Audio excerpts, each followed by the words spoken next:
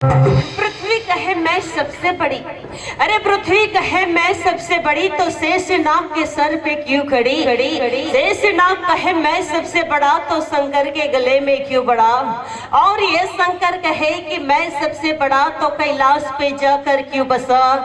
और ये कैलाश कहे कि मैं सबसे बड़ा तो रावण के कब्जे में क्यों पड़ा? और ये रावण कहे कि मैं सबसे बड़ा तो बाली के बगल में क्यों दबा? और ये बाली कहे कि मैं सबसे बड़ा तो राम के तीर से क्यों मरा? और ये श्री राम कहते हैं कि मैं सबसे बड़ा कोई आदमी के जिगर में क्यों बसा?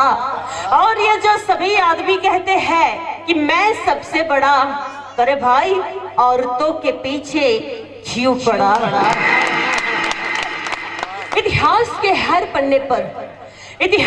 हर पन्ने पर आप नजरअंदाज कीजिए मेरे मालिक, जब से ये दुनिया बनी तो जर जमीन जोरों के पीछे एक लड़ाई खड़ी हुई है। ये देखो रामायण का सर्जन, कैकेयी के कारनामे, सीता जी का अपहरण, महाभारत का सर्जन, द्रौपदी के पीछे की लड़ाई, ऐसे कई कारनामे होते आए हैं। लेकिन भाई हमारे समाज में एक औरत को ही क्यों दोषी ठहराया जाता है?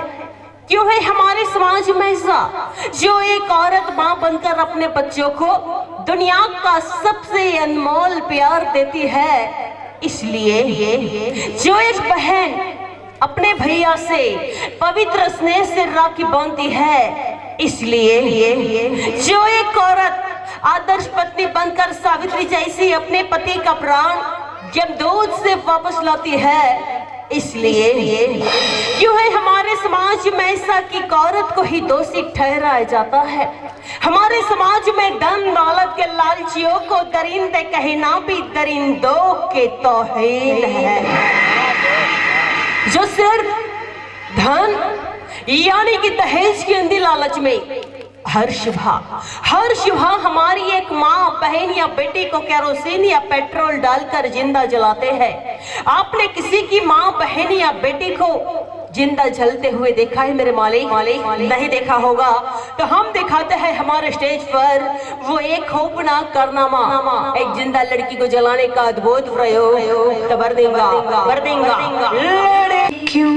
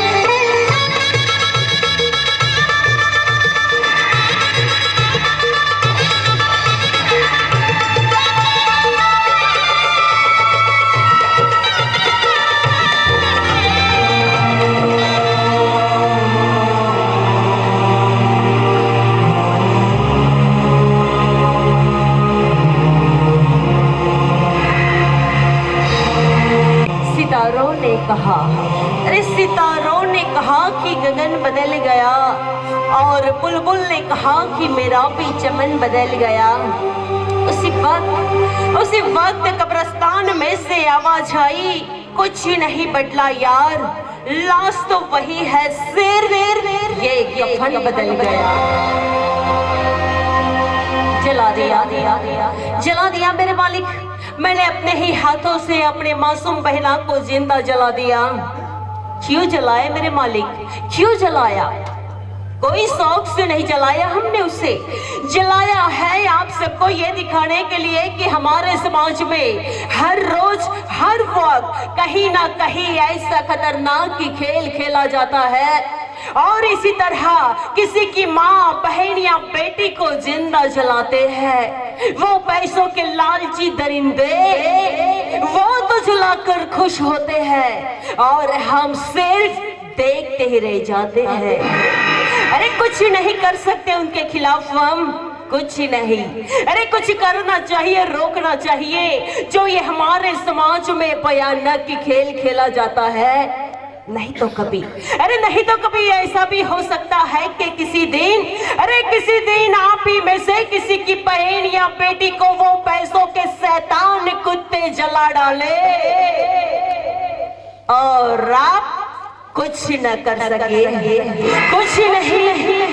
इसलिए आप सबको मैं कहती हूँ कि आज से मन में एक बात निश्चित कीजिए कि ना किसी से दहेज ले और ना ही किसी को दहेज दे, तो ही शायद हमारे समाज में चलते ये खतरनाक खेल को हम रोक सकते हैं। लेकिन आप कहेंगे तो फिर आपने क्यों जलाया ये मासूम लड़की को? नहीं मेरे मालिक, हमने उसे जलाया नहीं है, हमने तो हमारे समाज का एक आईना दिखाया है। हम तो जब चाहे जहां चाहे उसे जिंदा पेश कर सकते हैं। तो आ रहे हैं आपके सामने आज